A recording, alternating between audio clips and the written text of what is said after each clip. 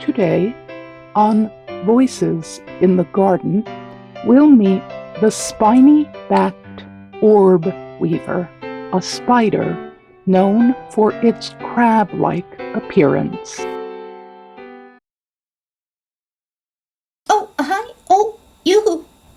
Oh, yeah, over here, right here. Yeah, hi there. Glad you're here.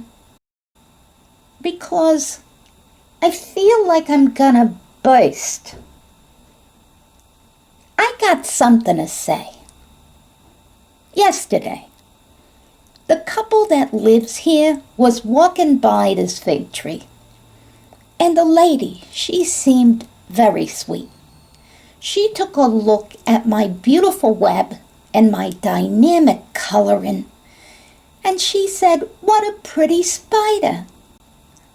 I wonder what she's thinking about. And the man said, "The spider? The spider's not thinking anything." And oh, inside, I balked. Oh, contraire, sir. Cognito ergo sum. I think. Oh, yes, I think a lot of things. Just like every creature here in this garden I contemplate. And I'll admit, some of it's minutia, but I also wonder about the bigger questions like, where do I fit in the grand scheme of things? I have to, because I only live a year. I've got to get all this figured out quick. You see, I've got, this situation where I gotta pretend I'm tough. I got these spikes and spines that I carry around on my back that give me the name Spiny Orbweaver. They're a psychological deterrent. They tell the birds and the lizards, "Don't eat me, you're gonna get poked in your mouth." But the truth, they're really not that hard. They're kind of soft. And this belly that looks bright yellow like a traffic light, it's to tell predators, "Don't eat me, I won't taste good." But I have it on reasonable authority that I actually would taste pretty good. Mainly, I keep up these appearances, and I work, and I work. A web this beautiful doesn't just happen. I spend most of my time maintaining this thing. These little tufts of silk right here that I spit out of my belly, they're to tell the dragonflies and the birds, "Don't run into this web or you're gonna get tangled." And then I gotta start all over again. Let me just gotta yank this spoke down here and put it there. You don't mind if I do a little maintenance while we talk, do you? I love this spot in the tree. I don't want to lose it. And I've always been good at web work. Like they say, when you got it, you got it. Let me pull this down over here, tighten this one up. There. And when I'm spinning this web, I'm on my own. My partner's no help whatever. He's too small. He couldn't win a wrestling match with a one-eyed mosquito. When we first got together, I thought he was cute. I thought the diminutive little stature was like an 8-legged Michael J. Fox.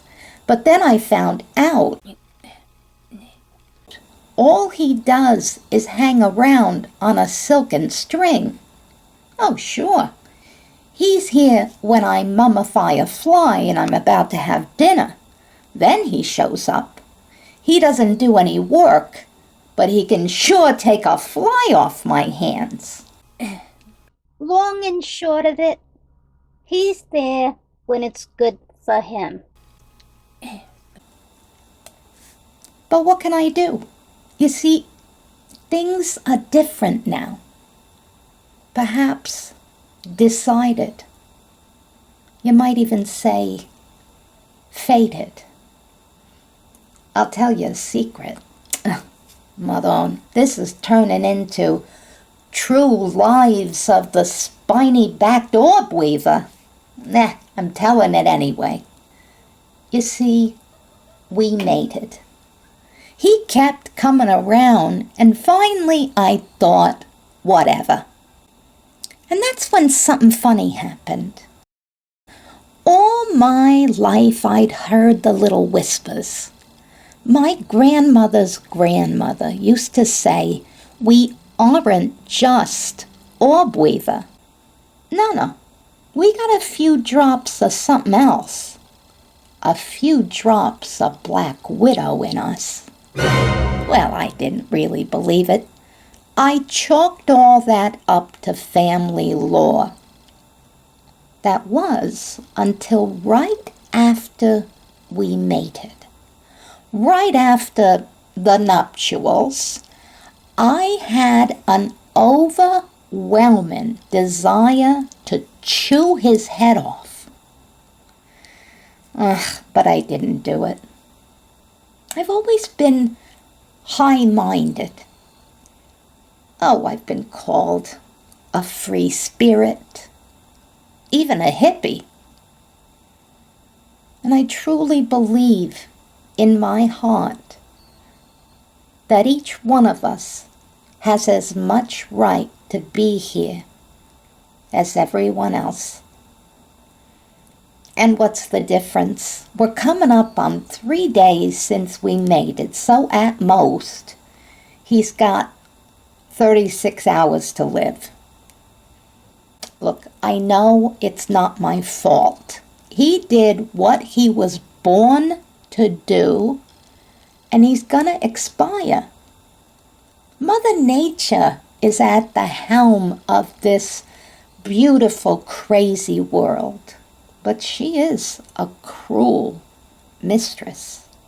At the same time, it's hard for me to look at him now because I always imagine a countdown clock on his forehead. So on the occasions when he drops by, I find myself averting my eyes. Both rows. I guess you'd call the situation strained. But I've got bigger things going on. I'm thinking about where I'm gonna spin the nursery. And do I have enough hiding places between the leaves? I'm thinking about keeping my egg sac nice and healthy. Thinking about the 200 kids I'm gonna have soon. Then I have to get my affairs in order. Tell me, does it sound like I don't have any cognitive power? That guy made me so mad. Here's a thought rolling around in my brain. How about I slip in under the back door, and when the guy's sleeping, I just go ahead and spin a funnel web in his ear so big that when he wakes up, he thinks he's got 2 heads. And at the ER, the doctor can give him the good news and the bad news. On the one hand, The spider appears to be gone. But the downside is that she was female, and she laid eggs in your brain. Oh, I'd like to see his face. Hey, not a bad plan for a creature that doesn't think, huh? Jerk. I got no more to say. It's over. And I'm never gonna speak of this again.